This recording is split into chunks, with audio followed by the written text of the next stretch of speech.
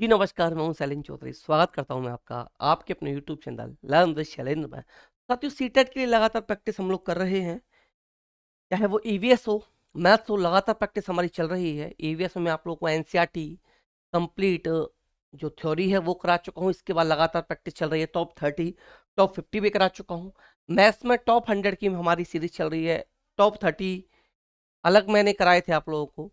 जो 100 क्वेश्चन है वो काफ़ी इंपॉर्टेंट क्वेश्चन है, और अगर आप उन 100 क्वेश्चन को फॉलो कर लेते हो तो मुझे पूरी पूरी उम्मीद है जो 15 क्वेश्चन मैथ के आपसे पूछे जाएंगे वो 15 के 15 क्वेश्चन आपको उस एक वीडियो से ही देखने के लिए मिल जाएंगे। उसमें मैंने एक वीडियो डाल दिया था, बाकी के क्वेश्चन जो है मैं सेकंड पार्ट और थर्ड पार्ट में डाल दूंगा। कल उसका सेकंड पार्ट आप लोगों को देखने के लिए मिल जाएगा।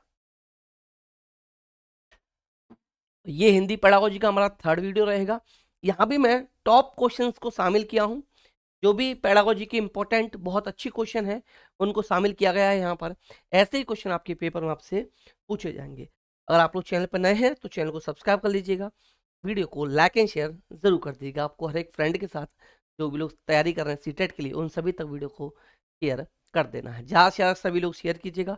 और अगर आप लोग नोट्स लेना चाहें सीटेट के लिए तो आप लोग 9808347403 इस नंबर पर मैसेज करके आप सीटेट के कंप्लीट नोट्स भी यहाँ पर ले सकते हैं। यहाँ आपको सीटेट के कंप्लीट नोट्स प्रोवाइड करा दिए जाएंगे। तो चलिए वीडियो को हम लोग शुरू कर लेते हैं। यहाँ नोट्स के अलावा आपको एक चीज़ याद रखिएगा, कंप्लीट नोट्स तो दिए जाएंगे, इसके अलावा आपको यहाँ पर दिए जाएंगे 20 प्रैक्टिस सेट। चाहे आप पीआरटी या जूनियर किसी की तैयारी कर रहे हैं, दोनों के अलग अलग नोट्स रहेंगे। और प्राइमरी और जूनियर दोनों के लिए अलग अलग 20-20 प्रैक्टिस सेट आपको पेपर के लिए दिए जाएंगे। पेपर 2 में आप एसएसटी की तैयारी कर रहे हैं या मैथ साइंस की कर रहे हैं, इनके भी अलग अलग आपको नोट्स प्रोवाइड कराए जाएंगे with practice set. 20-20 practice set सभी के रहेंगे। और पेपर फर्स्ट के लिए 20 प्रैक्टिस सेट 150 नंबर के रहेंगे। इसके अलावा आपको 20 प्रैक्टिस सेट ईवीएस और 20 प्रैक्टिस सेट मैथ्स के भी अलग से प्रोवाइड करा दिए जाएंगे। तो चलिए शुरू करते हैं वीडियो क्वेश्चन नंबर 1 के साथ। और क्वेश्चन नंबर 1 शुरू करने से पहले मैं फिर कहूंगा, अगर आप लोग चैनल पर नए हैं तो चैनल को सब्सक्राइब कर लीजिएगा, वीडियो को लाइक एंड शेयर जरूर कर दीजिएगा। क्वेश्चन नंबर 1 से शुरुआत करते हैं कि भाषा कौशलों के संदर्भ में कौन सा कथन उचित है। भाषा कौशलों के संदर्भ में कौन सा कथन उचित है। पहला ऑप्शन है विद्यालय में केवल पढ़ना लिखना कौशलों पर ही बल देना चाहिए। ऑप्शन बी है बच्चे केवल सुनना बोलना पढ़ना लिखना कौशल क्रम से ही सीख सकते हैं। ऑप्शन सी भाषा के चारों कौशल परस्पर अंतः संबंधित होते हैं।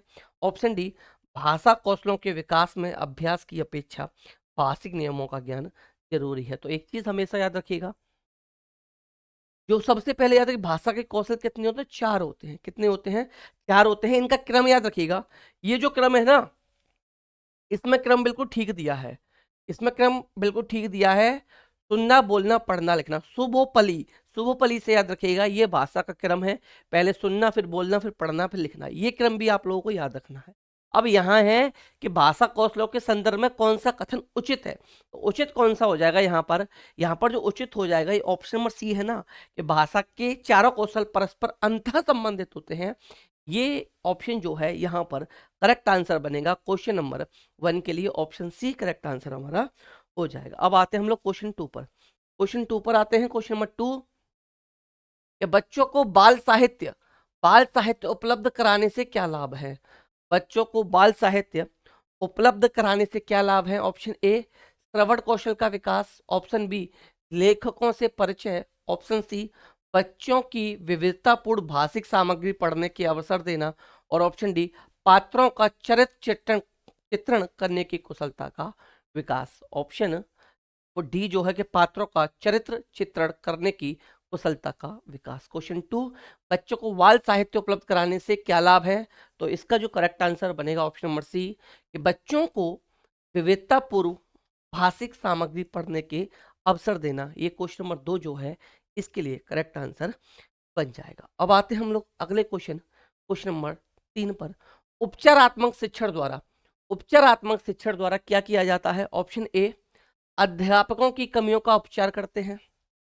ऑप्शन बी छात्रों के घायल होने पर उपचार करते हैं। ऑप्शन सी छात्रों की कमजोरियों का निदान कर उसे दूर किया जाता है। और ऑप्शन डी कुछ नहीं कह सकते। तो देखिए 2 होते हैं, 2 में आप लोग कंफ्यूज रहते हो, एक उपचारात्मक एक निदानात्मक, उपचारात्मक और एक निदानात्मक।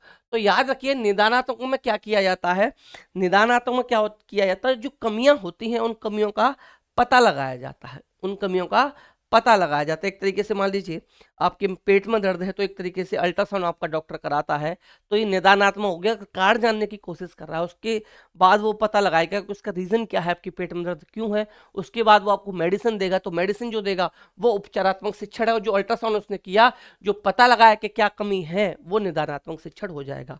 तो हम ऐसे ही बच्चे की जो कमियों का पता लगाते हैं वो निदानात्मक शिक्षण के अंदर आएगा, और जो भी कमियां हैं उनको हम दूर करेंगे वो उपचारात्मक के अंदर आएगा। तो ऑप्शन सी जो है कि छात्रों की कमजोरियों का निदान कर उसे दूर करने हेतु शिक्षण करते हैं। तो ऑप्शन सी जो है क्वेश्चन नंबर 3 के लिए करेक्ट आंसर यहाँ पर आपका बन जाएगा। अगले क्वेश्चन की तरफ चलते हैं, क्वेश्चन नंबर 4।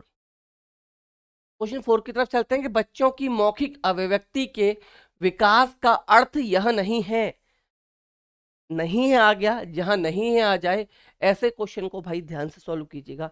नहीं वाले क्वेश्चन से हम लोग अक्सर गलती कर देते हैं, जल्दबाजी में हम लोग गलती कर जाते हैं। कि वाद विवाद में बेझिझक होकर बोलना, ये तो है भाई। कहानी सुनकर शब्द दूसरा दोहराना, अपनी कल्पनाओं की मौखिक अभिव्यक्ति, और बातचीत में सक्रिय भागीदारी का निर्वाह करना। तो यहाँ पूछा है बच्चों की मौखिक अभिव्यक्ति के विकास का अर्थ, विकास का अर्थ क्या नहीं है, तो क्या नहीं है भाई, कहानी सुनकर, कहानी सुनकर सुनकर शब्दशः दोहराना, यानी कि कहानी सुनकर उसको रिपीट कर दें, वो दोहराना, ये इसका विकास का अर्थ नहीं होगा। तो क्वेश्चन 4 के लिए ऑप्शन बी जो है ये करेक्ट आंसर हमारा बन जाएगा। अगला है हमारा क्वेश्चन नंबर 5। क्वेश्चन 5 है, क्वेश्चन 5 पर हम लोग आ चुके हैं कि कक्षा 5 के बच्चों के भाषा आकलन के संदर्भ में आप किस सवाल को सबसे कमजोर मानते हैं। सबसे कमजोर पूछा गया है, नेगेटिव ही पूछा गया है एक तरीके से यहाँ पर। ऑप्शन ए, केशव सबसे क्या कहता होगा, कल्पना करके केशव के शब्दों में लिखिए।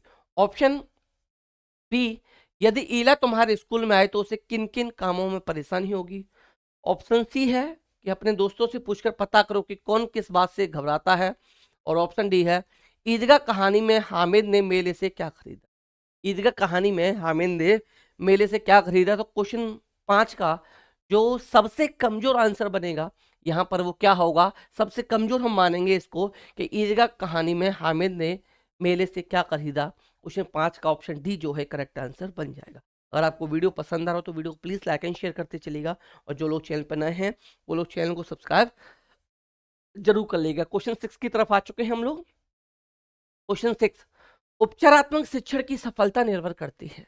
उपचारात्मक शिक्षण जो होता है उसकी सफलता किस पर निर्भर करती है। ऑप्शन ए, भाषिक नियमों के ज्ञान पर। ऑप्शन बी, समय व अवधि पर। ऑप्शन सी, समस्याओं के कारणों की सही पहचान पर।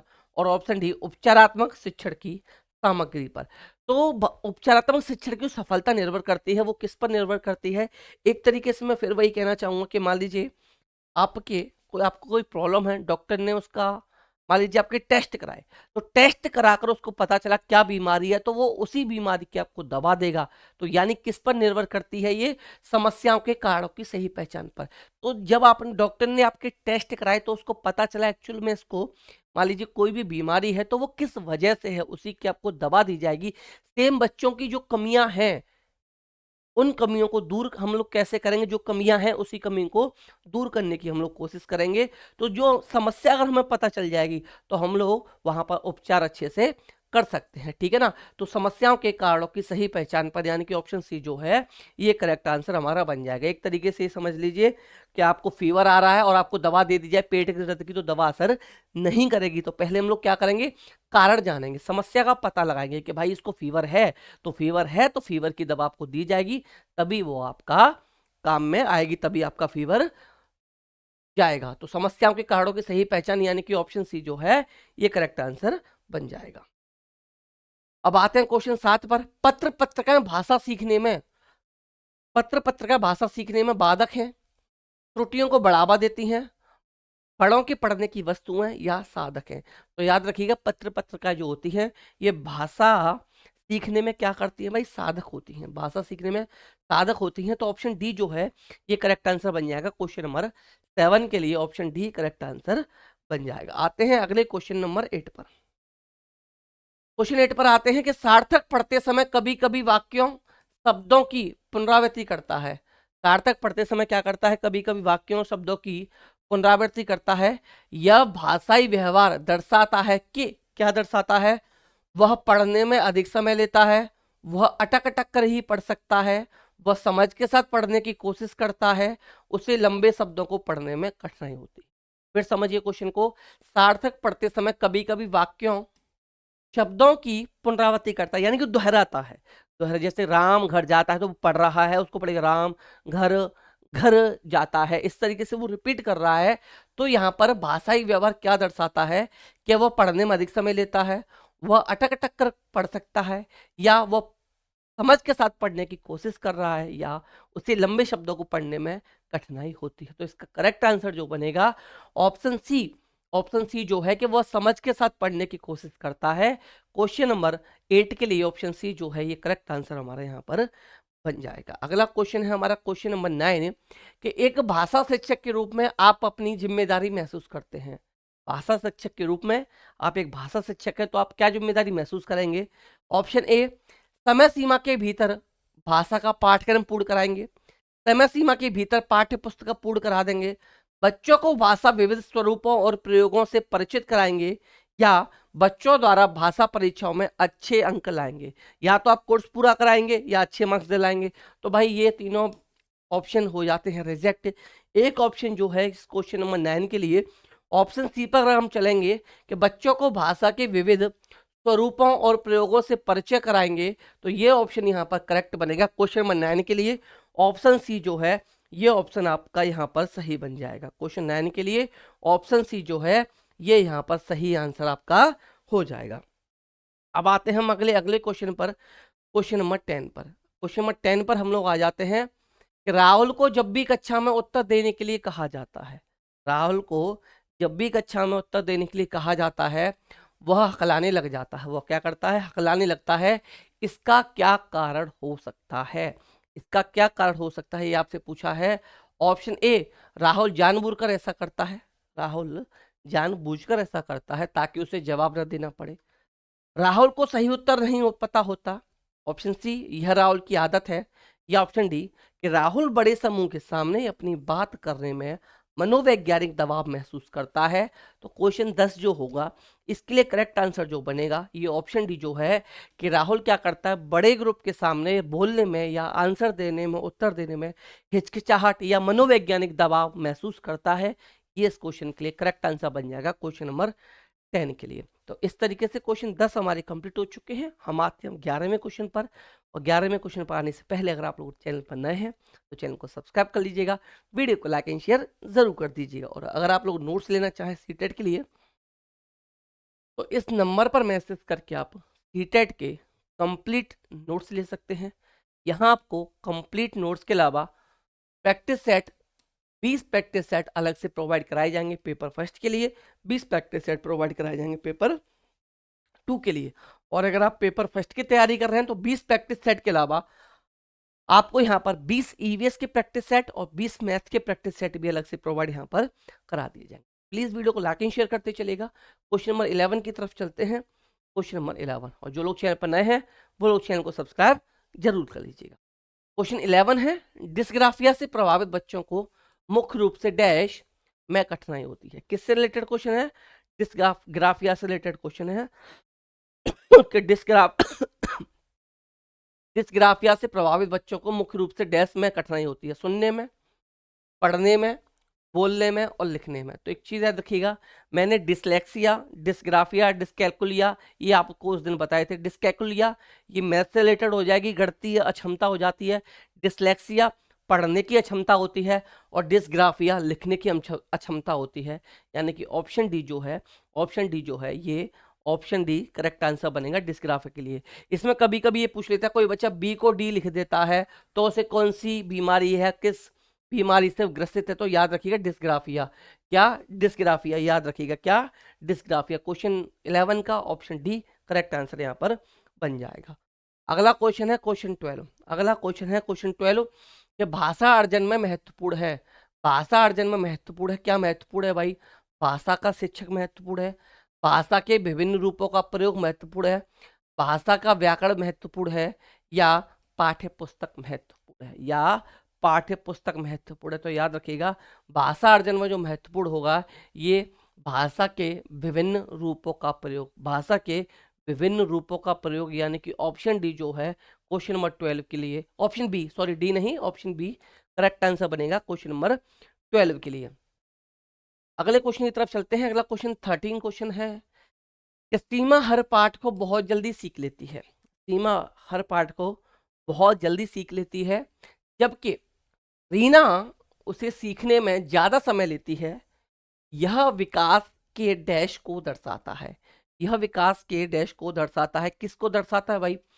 व्यक्तिगत भिन्नता को दर्शाता है, अंतः संबंध को दर्शाता है, निरंतरता को दर्शाता है, या सामान्य से विशिष्ट की ओर को दर्शाता है। तो एक चीज याद रखिएगा, कोई भी दो व्यक्ति, बालक, स्टूडेंट, छात्र शारीरिक रूप से, मानसिक रूप से, खेलने के तरीके से, बनावट के आधार पर कभी भी एक जैसे नहीं हो सकते।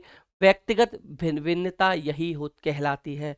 तो व्यक्ति, दो स्टूडेंट, दो छात्र, दो विद्यार्थी एक दूसरे से कोई रंग में भिन्न होगा, कोई लंबाई में, कोई चौड़ाई में, कोई आकार में, कोई मानसिक रूप से, हमेशा भिन्नता उनमें पाई जाएगी। तो क्या कहेंगे इसको? व्यक्तिगत भिन्नता कहलाती है। ये तो ऑप्शन एक जो है क्वेश्चन 13 के लिए हमारा यहाँ पर सही उत्तर बनेगा। सही आंसर क्या बनेगा क्वेश्चन 13 के लिए? ऑप्शन नंबर एक जो है, ऑप्शन नंबर ए, ये करेक्ट आंसर बन जाएगा क्वेश्चन नंबर 13 के लिए। अब है क्वेश्चन 14। अब आते हैं हम लोग क्वेश्चन नंबर 14 पर कि शब्दों में अर्थ स्पष्ट करने की सर्वश्रेष्ठ पद्धति है। शब्दों में अर्थ स्पष्ट करने की सर्वश्रेष्ठ पद्धति है, क्या है?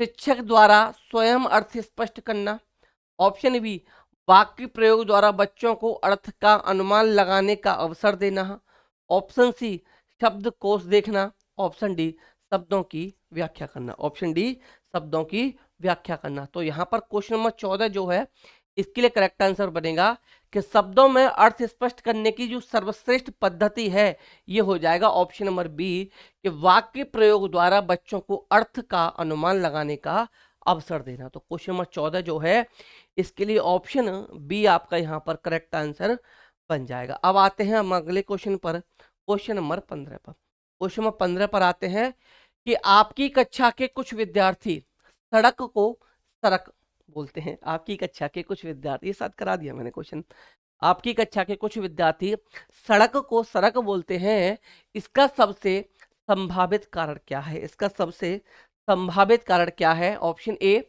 सुनने में समस्या, ऑप्शन बी लापरवाही का होना, ऑप्शन सी उनकी मातृभाषा का प्रभाव, या ऑप्शन डी उन्हें हिंदी ना आना, उन्हें हिंदी ना आना। तो देखिए सड़क को सड़क बोलना ये क्या है? न तो सुनने में समस्या होगी, सुनने में समस्या नहीं है, लापरवाही ये नहीं कह सकते, उन्हें हिंदी नहीं आना ये नहीं कह सकते, ये क्या हो सकता है? मातृभाषा का प्रभाव हो सकता है। किसका प्रभाव हो सकता है?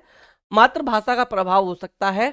तो क्वेश्चन 15 जो है इसके लिए ऑप्शन सी, क्वेश्चन 15 जो है इसके लिए ऑप्शन सी आपका करेक्ट आंसर बन जाएगा। क्वेश्चन 15 के लिए ऑप्शन सी जो है ये करेक्ट आंसर यहाँ पर बन जाएगा। अब आते हैं अगले क्वेश्चन पर, क्वेश्चन नंबर 16 पर। अगले क्वेश्चन नंबर 16 पर हम लोग यहाँ आ जाते हैं कि पाठ्य पुस्तक की भाषा, पाठ्य पुस्तक की भाषा ऑप्शन ए बच्चों की घर व समुदाय की भाषा से मिलती जुलती होनी चाहिए, ऑप्शन बी तत्सम प्रधान होनी चाहिए, ऑप्शन सी तद्भव प्रधान होनी चाहिए, ऑप्शन डी अधिकाधिक कठिन शब्दों से युक्त होनी चाहिए, ऑप्शन डी अधिकाधिक कठिन शब्दों से युक्त होनी चाहिए। क्वेश्चन 16 है कि पाठ्य पुस्तक की भाषा भाई कैसी होनी चाहिए? तो यहाँ पर जो करेक्ट आंसर बनेगा क्वेश्चन नंबर 16 के लिए ये ऑप्शन ए, ऑप्शन ए जो है कि बच्चों की घर व समुदाय की भाषा से मिलती जुलती होनी चाहिए। क्वेश्चन 16 का ऑप्शन ए जो है ये यहाँ पर करेक्ट आंसर बन जाएगा कि बच्चों की घर व समुदाय की भाषा से मिलती जुलती होनी चाहिए। क्वेश्चन 16 का ऑप्शन ए करेक्ट आंसर यहाँ पर बन जाएगा। क्वेश्चन 17 की तरफ चलते हैं। क्वेश्चन 17 कौन कथन संगत नहीं है? कौन कथन संगत नहीं है? कौन सा कथन यहाँ पर संगत नहीं है ये बताना है। क्वेश्चन 17 ऑप्शन ए पाठ्य पुस्तक कक्षा शिक्षण का प्रमुख साधन है, ऑप्शन बी, पाठ्य पुस्तक विद्यार्थी और शिक्षक दोनों के लिए आधारभूत है। ऑप्शन सी, पाठ्य पुस्तक शिक्षण का साधन है, साध्य नहीं है। ऑप्शन डी, पाठ्य पुस्तक शिक्षण का साध्य है, साधन नहीं। तो कौन सा संगत नहीं है ये बताना है, और ये क्वेश्चन रिपीटेड क्वेश्चन है। इस क्वेश्चन को मैं इससे पहली वाली वीडियो में बता कर आया हूं। इससे पहली वीडियो मेरी देखी होगी, इससे पहली वीडियो अगर आपने मेरी देखी है तो उसमें मैंने ये क्वेश्चन कराया था।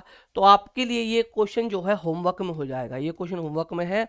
और सभी लोग कमेंट में इसका आंसर जरूर बताएंगे कि इसका करेक्ट आंसर क्या होगा। सभी लोग कमेंट में इसका करेक्ट आंसर मुझे जरूर बताएंगे कि इस क्वेश्चन के लिए जो क्वेश्चन नंबर 17 है इसका करेक्ट आंसर ABCD में से क्या बनेगा। डायरेक्ट में लिख देना ABCD, इसमें डालना है क्वेश्चन 17। क्वेश्चन 17 का ऑप्शन ABCD जो भी करेक्ट आंसर बनेगा, इस तरीके से आपको आंसर देना है। अगर आपको सेशन, ये वीडियो, ये क्लास पसंद आ रहा तो वीडियो को प्लीज लाइक कीजिएगा, और इस वीडियो को आप लोगों को ज़्यादा से ज़्यादा शेयर करना है, ज़्यादा से ज़्यादा लोगों तक इस वीडियो को आपको शेयर कर देना है। जो लोग चैनल पर नए हैं वो लोग चैनल को सब्सक्राइब जरूर कर लीजिएगा। क्वेश्चन 18 पर चलते हैं। क्वेश्चन नंबर 18, क्वेश्चन 18 है कि भाषा अर्जन और भाषा अधिगम के संदर्भ में कौन सा कथन सही नहीं है। भाषा अर्जन और भाषा अधिगम के संदर्भ में कौन सा कथन सही नहीं है, ये यहाँ पूछा है कि कौन सा कथन सही नहीं है, ये यहाँ पर आपसे पूछा गया है, ये आपसे यहाँ पर पूछा गया है। ऑप्शन ए, भाषा अर्जन में विभिन्न संकल्पनाएं मातृभाषा में बनती हैं। ऑप्शन बी, भाषा अधिगम प्रयासपूर्ण होता है।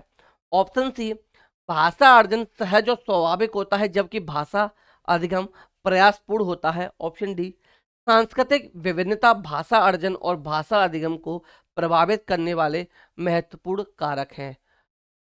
तो भाषा अर्जन और भाषा अधिगम के संदर्भ में कौन सा कथन सही नहीं है, तो भाषा अधिगम प्रयासपूर्ण होता है, भाषा अर्जन सहज और स्वाभाविक होता है जबकि भाषा अधिगम प्रयासपूर्ण होता है, सांस्कृतिक विभिन्नताएं भाषा अर्जन और भाषा अधिगम को प्रभावित करने वाले महत्वपूर्ण कारक हैं। भाषा अर्जन में विभिन्न, तो इसमें जो ऑप्शन डी है ये करेक्ट आंसर इसका बन जाएगा। ऑप्शन डी जो है ये करेक्ट आंसर आपका बन जाएगा। क्वेश्चन 19 पे चलते हैं। क्वेश्चन 19 कि भाषा सीखने में शब्दकोश का बहुत महत्व है। भाषा सीखने में शब्दकोश का बहुत महत्व है।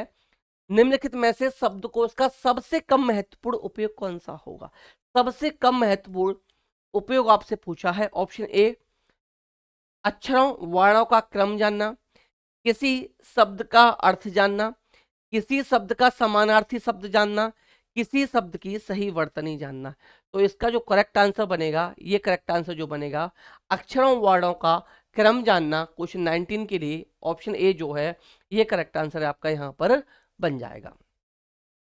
क्वेश्चन 20 की तरफ चलते हैं। सतत एवं व्यापक मूल्यांकन, continuous and comprehensive evaluation, CCE से पूछा हुआ question. Continuous and comprehensive evaluation, इससे पहले बहुत क्वेश्चन बनते थे, अभी क्वेश्चन इससे बनना कम हो गए हैं। तो सतत एवं व्यापक मूल्यांकन का अर्थ क्या है? सभी विषयों का मूल्यांकन, सह शैक्षिक क्षेत्र का मूल्यांकन, शैक्षिक एवं सह शैक्षिक क्षेत्र का मूल्यांकन, या शैक्षिक क्षेत्र का मूल्यांकन। तो कंटिन्यूअस एंड कंप्रहेंसिव एवेल्यूशन का जो अर्थ हो जाएगा ये हो जाएगा शैक्षिक एवं सह शैक्षिक क्षेत्र का मूल्यांकन, यानी कि ऑप्शन सी जो है क्वेश्चन नंबर 20 के लिए, ऑप्शन सी यहाँ पर करेक्ट आंसर बनेगा। ऑप्शन सी क्वेश्चन नंबर 20 के लिए यहाँ पर करेक्ट आंसर बन जाएगा। अब आते हैं अपने अगले क्वेश्चन, क्वेश्चन नंबर 21 पर। क्वेश्चन नंबर 21 पर आएंगे, और 21 पर आने से पहले अगर आप लोग चैनल पर नए हैं तो चैनल को प्लीज़ सब्सक्राइब कर लीजिएगा, वीडियो को लाइक एंड शेयर आप लोग ज़रूर कर दीजिएगा। जिन लोगों ने अभी तक चैनल को सब्सक्राइब नहीं किया, सब्सक्राइब जरूर करेंगे आप लोग। और अगर आप नोट्स लेना चाहते हैं सीटेट के लिए तो इस नंबर पर मैसेज करके आप सीटेट के कंप्लीट नोट्स ले सकते हैं।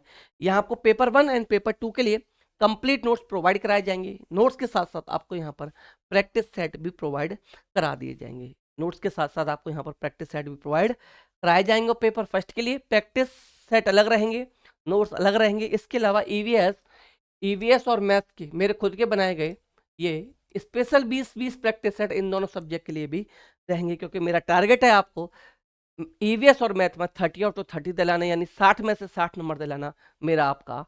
मेरा टारगेट है कि आपको मैं 60 में 60 दिलाऊंगा ईवीएस और मैथ्स में। क्वेश्चन 21 पर आते हैं। क्वेश्चन नंबर 21, प्रिंट मीडिया में सम्मिलित नहीं किया जा सकता।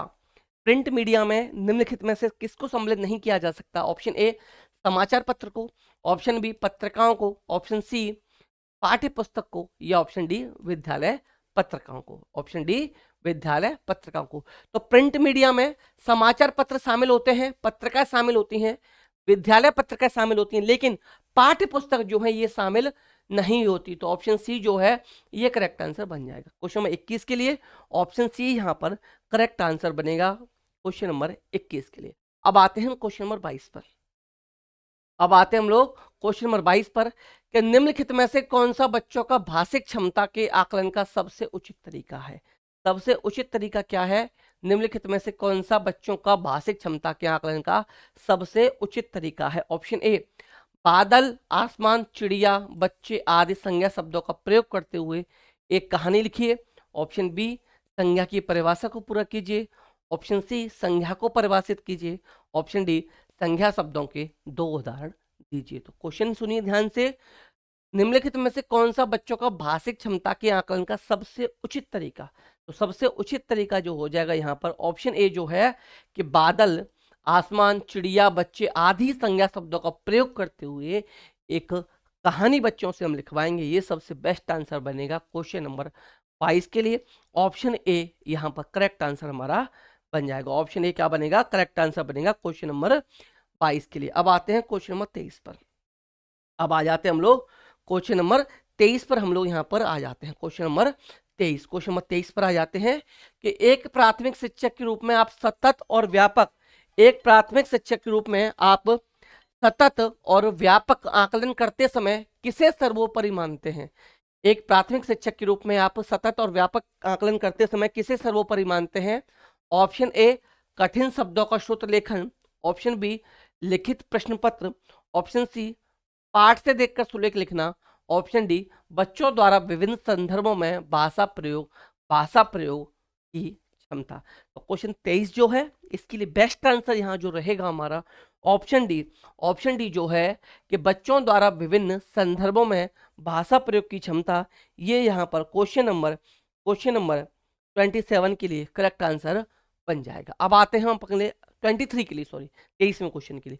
अब आते हैं क्वेश्चन नंबर 24 पर। क्वेश्चन 24 पर कि उच्च प्राथमिक स्तर पर बच्चों की भाषाई क्षमताओं का आकलन करने के लिए सर्वाधिक उपयोगी है।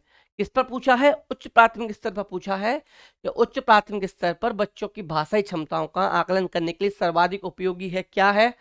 पाठ में आई कहानी को आगे बढ़वाना, पाठ के व्याकरण की जांच परख करना, पाठंत प्रश्नों के उत्तर लिखना, या पाठ की विषय वस्तु को लिखवाना। क्वेश्चन फिर सुन लीजिए।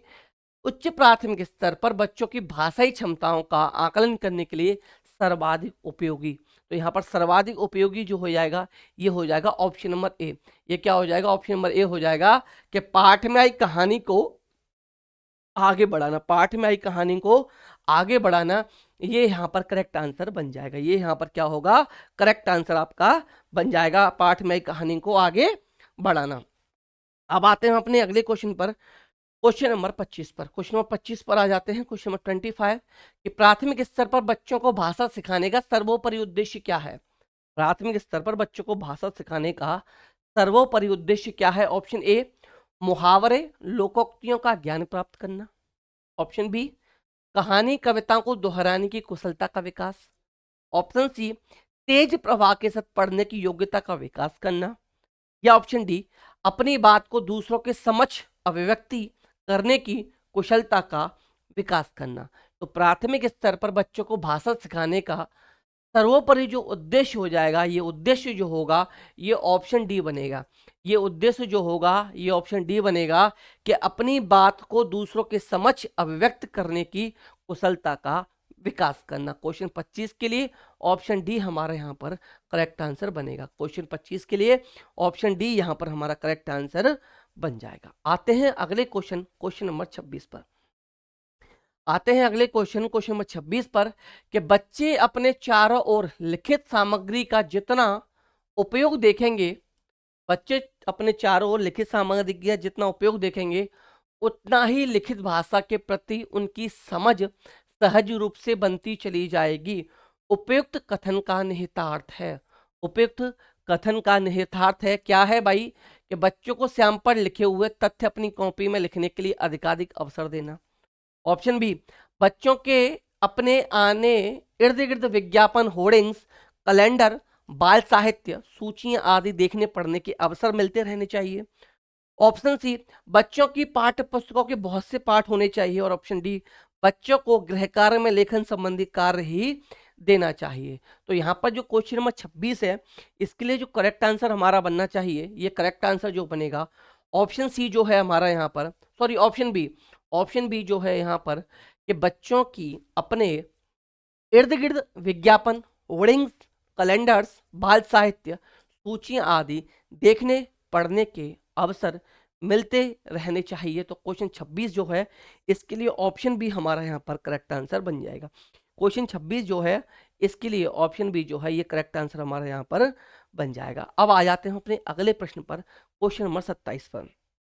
अपने अगले प्रश्न क्वेश्चन नंबर 27 पर आ जाते हैं। अगला क्वेश्चन है हमारा क्वेश्चन नंबर 27 कि निम्नलिखित में से कौन सा नियम पढ़ना सीखने में मुश्किल पैदा नहीं करता।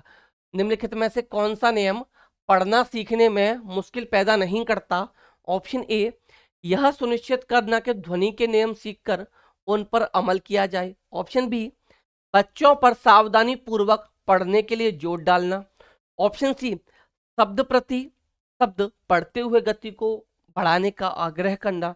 ऑप्शन डी, चित्र, संदर्भ और पूर्व अनुभव के आधार पर अनुमान लगाते हुए पढ़ने के अवसर देना। अनुमान लगाते हुए पढ़ने के अवसर देना। तो क्वेश्चन 27 जो है, इसका करेक्ट आंसर बनेगा ऑप्शन नंबर डी, या चित्र, संदर्भ और पूर्व अनुभव के आधार पर अनुमान लगाते हुए पढ़ने के अवसर देना। क्वेश्चन 27 के लिए करेक्ट आंसर हमारा यहाँ पर बन जाएगा। अब आ जाते हैं अपने अगले प्रश्न पर, क्वेश्चन नंबर 28 पर।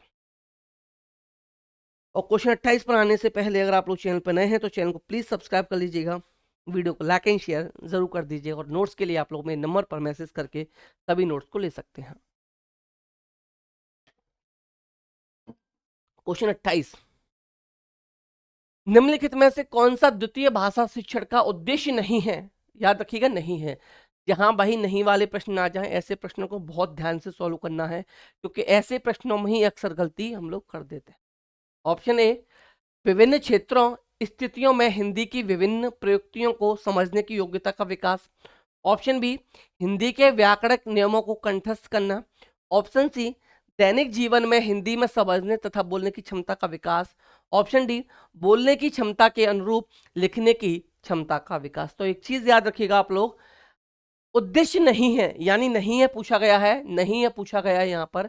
तो यहाँ जो वर्ड है, यहाँ पर क्वेश्चन 2 में ऑप्शन बी में कंठस्थ करना, याद करना, परिभाषा याद करना, सूत्र याद करना, रटना, ये सभी के सभी नेगेटिव टैग वर्ड होते हैं। और यहाँ नहीं है पूछा है, तो जो नहीं है तो जो नेगेटिव टैग वर्ड है वही राइट आंसर बनेगा। तो नेगेटिव टैग वर्ड है कंठस्थ करना, तो यही हमारा यहाँ पर करेक्ट आंसर बनेगा। तो क्वेश्चन 28 जो है, इसके लिए ऑप्शन बी, क्वेश्चन 28 जो है, इसके लिए ऑप्शन बी हमारा बनेगा करेक्ट आंसर। 28 का बी हमारा करेक्ट आंसर यहाँ हो जाएगा। चलते हैं क्वेश्चन नंबर 29 पर। क्वेश्चन 29 पर चलते हैं कि प्राथमिक स्तर की हिंदी की पाठ्य पुस्तक में आप किसे सर्वाधिक महत्वपूर्ण मानते हैं। प्राथमिक स्तर की हिंदी की पाठ्य पुस्तक में आप किसे सर्वाधिक महत्वपूर्ण मानते हैं। ऑप्शन ए, बहुत प्रसिद्ध लेखकों की प्रसिद्ध रचनाओं को, नैतिक मूल्यों वाली कहानी कविताओं को, बहुतायत में दिए गए अभ्यास कार्य को, या ऑप्शन डी, हिंदी भाषा को विविध रूप देने वाली रचनाओं को। क्वेश्चन है 29, प्राथमिक स्तर की हिंदी की पाठ्य पुस्तक में आप किसे सर्वाधिक महत्वपूर्ण मानते हैं। तो इस क्वेश्चन के लिए जो राइट आंसर बनेगा ये ऑप्शन डी जो है, कि हिंदी भाषा को विविध रूप देने वाली रचनाएं, इससे हम लोग क्या करते हैं, सबसे महत्वपूर्ण मानते हैं। क्वेश्चन नंबर 29 का डी ऑप्शन जो है करेक्ट आंसर बनेगा। अब चलते हैं हम इस वीडियो के लास्ट क्वेश्चन की तरफ, क्वेश्चन नंबर 30। और उस पर आने से पहले मैं कहना चाहूंगा, अगर आप लोग चैनल पर नए हैं या अभी तक आपने चैनल को सब्सक्राइब नहीं किया है तो प्लीज आप लोग चैनल को सब्सक्राइब कर लीजिएगा, वीडियो को लाइक एंड शेयर जरूर कर दीजिएगा।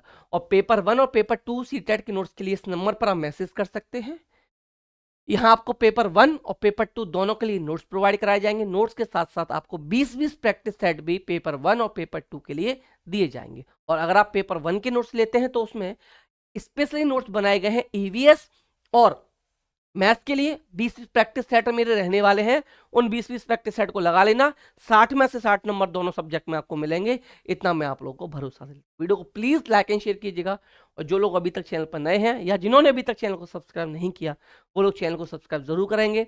और मुझे उम्मीद है आप लोग इस वीडियो को ज्यादा से ज्यादा शेयर करोगे अपने फ्रेंड्स तक, ज्यादा से ज्यादा शेयर करेंगे। तो इस वीडियो के लास्ट क्वेश्चन को 30 क्वेश्चन जो है इसको हम लोग देख लेते हैं कि ऑप्शन क्वेश्चन की तरफ चलते हैं कि हिंदी भाषा में सतत आकलन का सर्वाधिक उचित तरीका है।